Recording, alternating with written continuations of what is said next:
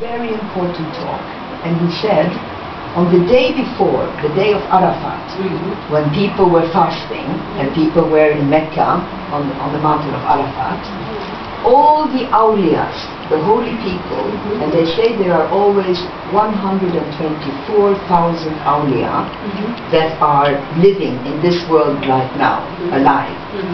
They got a very important news that next year is going to be Hadj Akbar, which is the big Hadj. And when it is the big Hadj, that is the hadith, when the big Hadj comes, that is when Mehdi alayhi salam will come. So the dream that Tamsir had, that Sheikh Nazim had come back from Mecca, because Sheikh Nazim years ago he said he's not going to go to Mecca until Mehdi alayhi salam comes. He used to go many times, but now he's not going until then.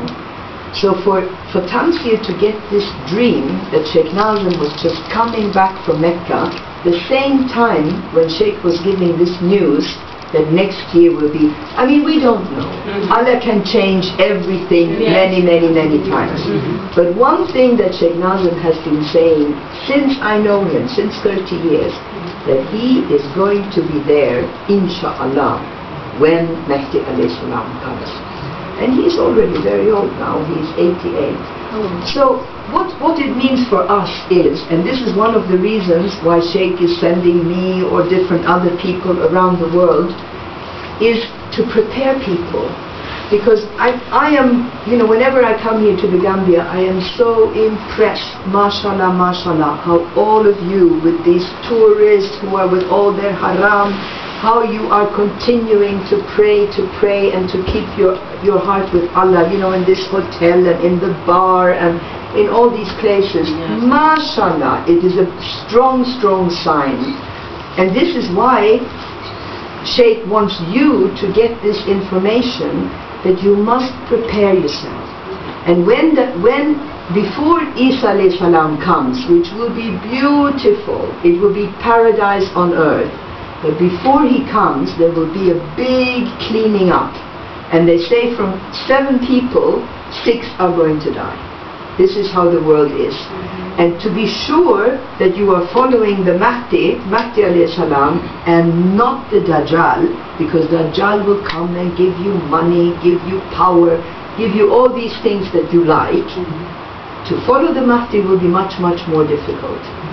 So to be sure that you are going to get the right information when all this starts to happen, because technology will finish, there will be no mobile phone, no electricity, all this, only your heart. Your heart is going to give you the news, and if you are connected to a real awliya, he will send you the information and you will know what to do. And one way is to be meeting up and doing zikr. So if you are interested in this, you should try to go once a month to Bubakar, to that zikr. At the same time, in your daily life, one of the biggest protections, if you could start to do that, is to try to have ablution all the time. Because I see it a lot here in the Gambia, how people, when it's azan, time to prayer, quickly, everyone come with the water and they want to start to make ablution. And I'm thinking, what is this? You don't have ablution. When someone say, let's pray Fatiha, you cannot pray. And it's to be protected, because you need to have the angels come, and every drop of water is one angel, and that will protect you. When Dajjal comes, or Shaitan comes, and starts to give you the bad news, if you have got your ablution, is much better. Much better. This is one advice.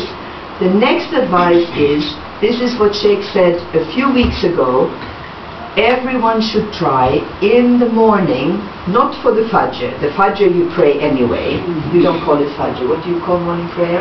Yeah, it's Fajr. You call it Fajr. You call it Fajr. Okay, yeah. Fajr is one thing. That, of course, you must always try to pray.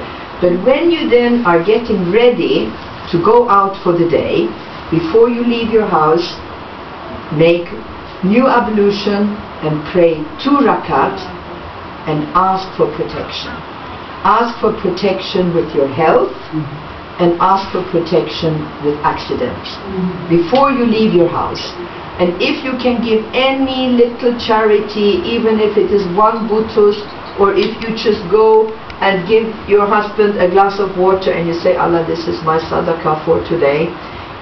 Give one little charity before you go out of the house, and you will be much more protected. And the third advice, then I will finish. If any of you come into trouble, really trouble where you need help straight away, just close your eyes, connect your heart to Sheikh Nazim, and he will send something. I have witnessed incredible stories how this has happened. I had an old neighbor in London. He was not even Muslim, but he had a very good heart. He was completely alone, and I used to help him to do his shopping and things like that. I took him to meet Sheikh Nazim, and Sheikh Nazim looked at him and said, oh my brother, because he was older than Sheikh Nazim, if you ever have a problem, then call me and I will be there. Now this man, he had a little dog, not at all Islamic, but it was the only friend he had. He had no family, nothing. One day he was walking down the street and the dog was ill. And this was in London with lots of traffic, and no one is saying salam, no one is looking at you, everyone's just busy, running. He was walking, he wanted to take the dog to the doctor, and he's walking and his legs start to shake, the man's legs, and he thinks, it's too far, I can't go. He's just going to collapse in the middle of the street, and he remembered Sheikh Nazim. He thought, oh, Sheikh Nazim told me if I have an emergency, I should call him. So he just said, oh, Sheikh Nazim. That moment, one car stopped right next to him and said, can I help you? And people don't do that in England. They don't help, right? So he said, yes, I'm on my way. I want to go to the doctor. She said, I work with that doctor. I'm going there now. This is in London, right? So he gets into the car. She takes him there. Everything solved like that. Subhanallah. Subhanallah. So just as if you really believe that one awliya will help you, when you are in trouble, try to connect your heart. Inshallah. Al-Fatiha.